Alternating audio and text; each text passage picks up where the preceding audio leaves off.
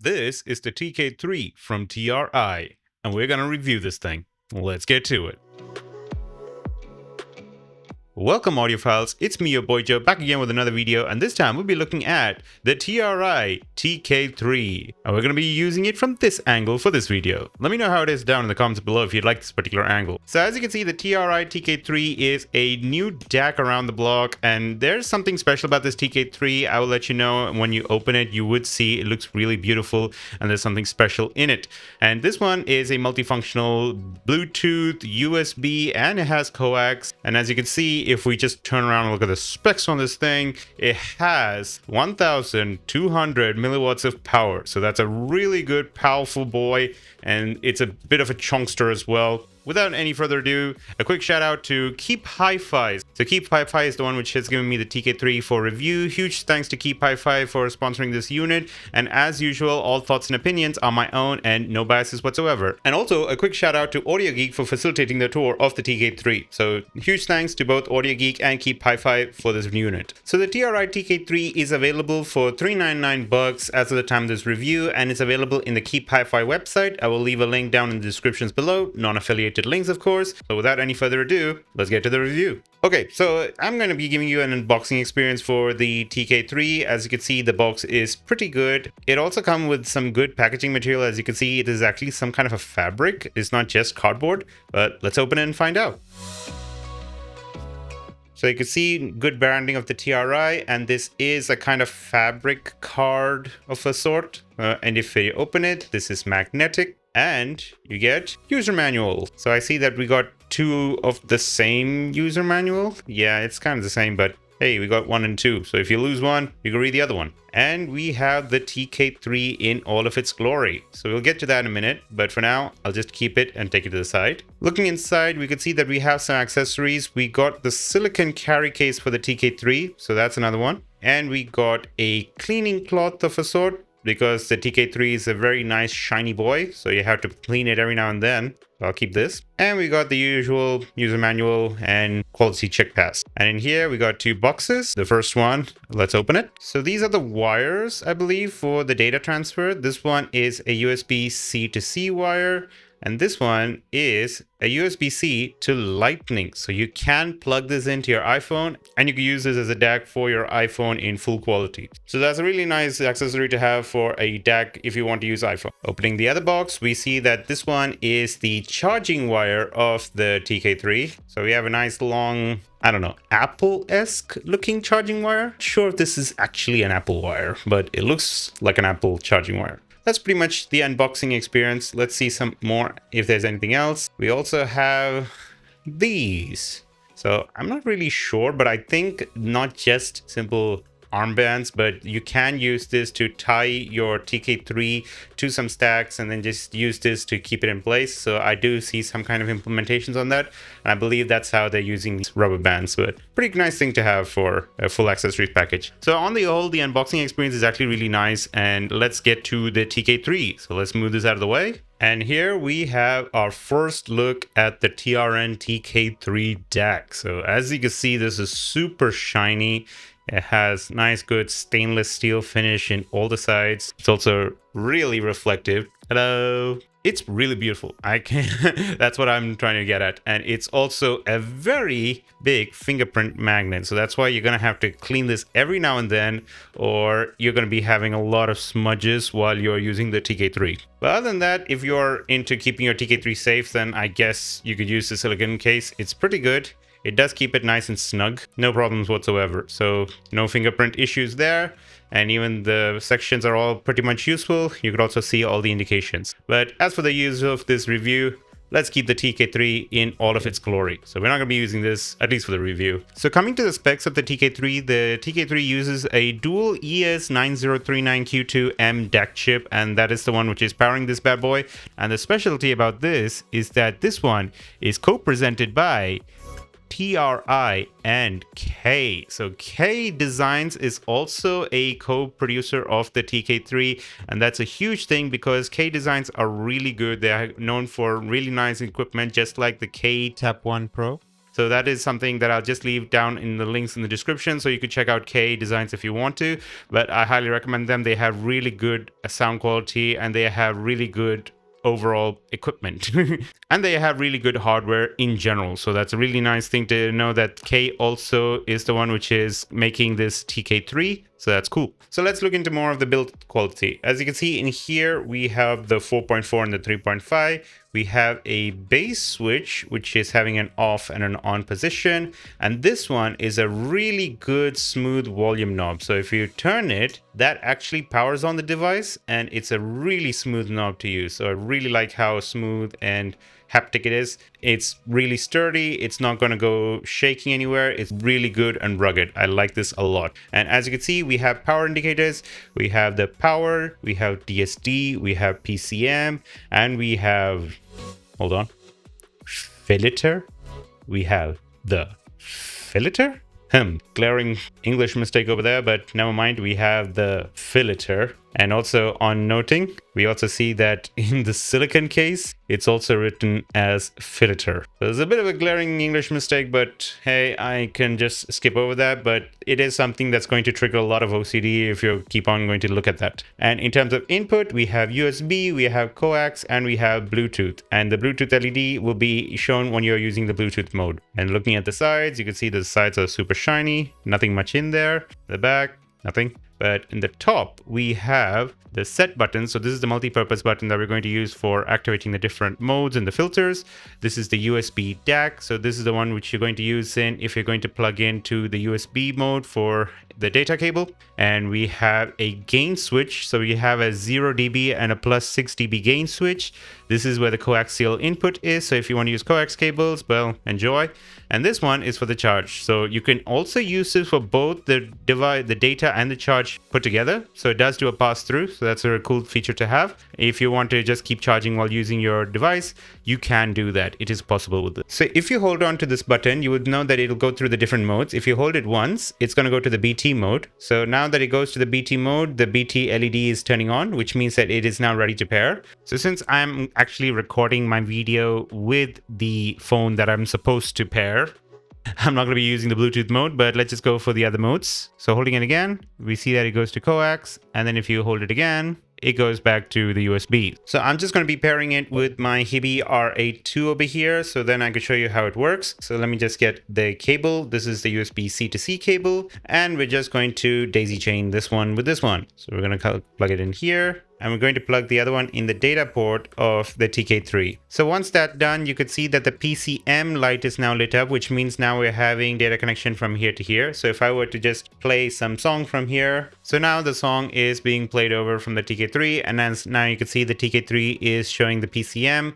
and it's now functioning pretty well. And in terms of other things, another point to note is that while you are using the TK3, you would see that the power light would be turning on every now and then. In this case, you would see that power light is blinking in a purple color. So you can see that. That shows the power level of the TK3. If the TK3 is on full battery around like 75 to 100, this will be white. If it's from 75 to another lower number, like I think it was 25 or 30, it will be staying at purple. And from 30 onwards, if it's a low battery, this thing will start flashing red. So that's when you want to know that you can charge the battery. And when you are charging the battery, this thing will then once again keep the light colors on.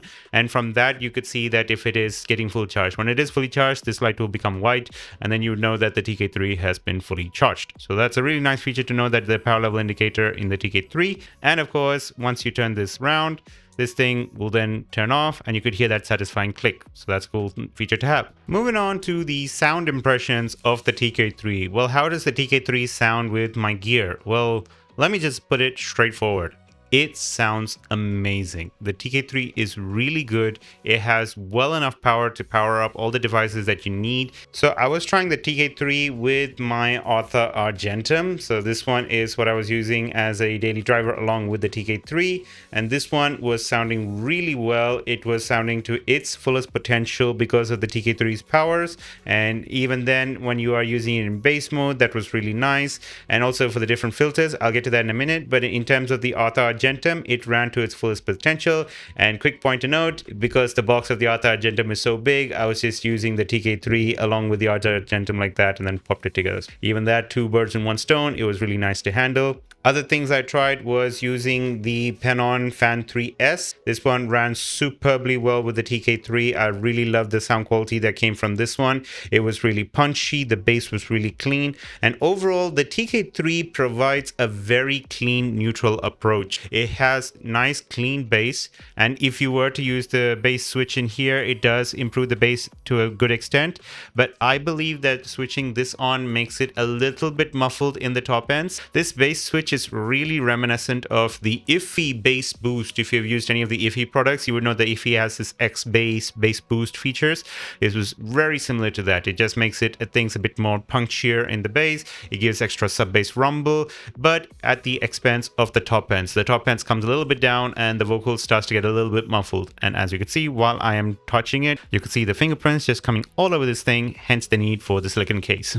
Otherwise, if you keep on using this thing, you're going to be seeing a lot of fingerprints eventually. But I'm sidetracking. Let's get back to the sound. And when you're using with all the different gears, you would notice the filter options. Now, when you're turning this on and then giving light presses, you would see that the filter goes to all the different colors of the rainbow. So I'm going to be showing you a picture in here to what are all the colors, what they correspond to. If the color is off, it goes to the minimum phase. If it is red, it is the linear phase, apodizing. And if it's the green, it's the fast roll off. If it's the blue, it's fast roll off, low ringing, and then there's yellow, pink, light blue, and white. And there are all of these different filters in here. For me, my favorite was actually the purple filter. The purple filter corresponds to the minimum phase fast roll off. To my surprise, the minimum phase is actually the default filter for most other DACs, and that's how I felt when I'm using this. It was more accustomed to me, and I really liked the sound quality of it. And strange enough, the minimum phase is the default one, but the minimum phase fast roll-off, which other DACs do have as their default, is kept in another different version. So that is something strange. It is a selection of design, but I don't see anything wrong with it. Just a point note, if you want to have your usual DAC sound experience, then it's the pink one or this purple one. For me, it looks purple than pink. The other one which I liked was the white one. This white one corresponds to minimum phase fast decay. So that one was also very nice one. It gives a nice quick decay for all the frequencies out there, and that one was really nice. So using this made the sound a little bit more sharper for me, and I kind of liked it how it works with this particular white one. So white, pink, and the plain one are the ones which I really like. And one thing to note is that it could be a bug, or else maybe this could be addressed in firmware, but when you turn it on and then you set it to any filter, like let's say I'm using the red filter, and then you're going to turn it off, and then you're going to turn it on again, the filter setting is gone. So once again, you'll have to roll back to the filter that you're using if you're going to be using this in an on and off basis. So a little bit of a nitpick for me. I don't have any issues per se, but then I just found it a little bit annoying that once I turn it on again, I found myself like, I don't see the kind of like the pink flavor in it. And when I look at it, the lights are off again. It's like, oh, okay, fine. And I have to press the button. So a little bit of an nag, but I think it could be solved in maybe a firmware update of a sort. So TRI guys, if you are looking into it, just look into that and then fix the firmware. And oh, the glaring English mistake, please. So can you just fix that? That'll be really cool. Thanks. It fixes my OCD. So moving on to, let's say, some song impressions. So like I usually do with my DACs, I am not going to give the impressions with the earphone that I am using, but rather what this changes in the earphones that I am using. And for starters, I'm going to be taking the example of the Penon Fan 3S. So the Fan 3S is a really good IEM. I'll keep a link to the review that I made down in the description below. It's a good review of the Fan 3S. I highly recommend this one for anyone who's looking for a bassy set. And the Fan 3S is having a very good bassy signature, and it has very clean top ends as well with all the details. And in terms of this, when I use this with the TK3, it does feel like a kind of a desktop class experience. It has really clean bass, top ends were pretty much neutral all throughout the board. But like I said, if you are going to be using this on the bass mode on instead of off, so if you turn on the bass mode, this bass starts to get really high, and then you start to get more of the sub bass rumble, even beyond to what the Fan 3S is capable of. But at the expense of the top ends getting really muffled, at least to a certain degree for me. So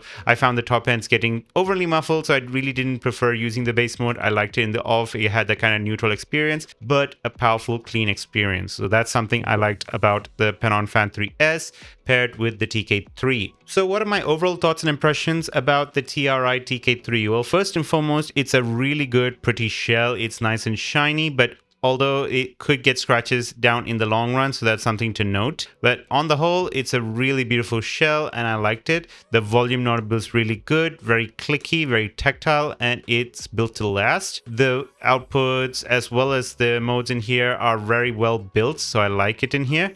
The set button does come at the expense of some of the clicks misclicking, and then I have to work on it, so if it's a long press and a short press, but on the whole, I didn't have any issues. In terms of overall comfort, like I said, other than the fact of the filter turning off while you're using it, I didn't have any issues whatsoever. When it is on, it works perfectly well. I connected it in USB, I connected it even to my iPhone. Even then it worked perfectly well, and I had no issues whatsoever with the TK3. And in terms of the overall sound impressions, I say that the TK3 is really good on a neutral sense, but very powerful. And if you want to change it up, you could always use that bass boost to give you a little bit of an extra bass, but like I said, at the expense of the top ends. So in terms of rating, what would I give the TK3? Well, since this thing really does tick everything that a Bluetooth DAC should have, and if you are walking around with this for travels, you could even just plug this into your laptop and use it in its desktop grade performance. I really have nothing else to talk about the TK3 other than the fact that just minor things which can be fixed with firmware issues. So with all that said, I say that this TK3 gets a solid 5 out of 5 for the rating of the TK3. It is perfect in its sound quality. It's everything you need for a Bluetooth DAC. It is well built and it's built to last. And as for the nitpicks, honestly, I think a firmware upgrade can just fix that problem. So I had no other problems whatsoever of the TK3 other than those minute little software changes. But with that said, this is the review for the TK3. Do let me know what you think about the TK3 down in the comments below. Do you have a TK3? Did you order one? What do you think about it? Is it same as my responses? I would like to know about that in the comments below. But as usual, if you do like my videos, give me a thumbs up. If you don't like my videos, give me a thumbs down. I don't know. Until then, this is Joe, and I would see you in the next review. Peace.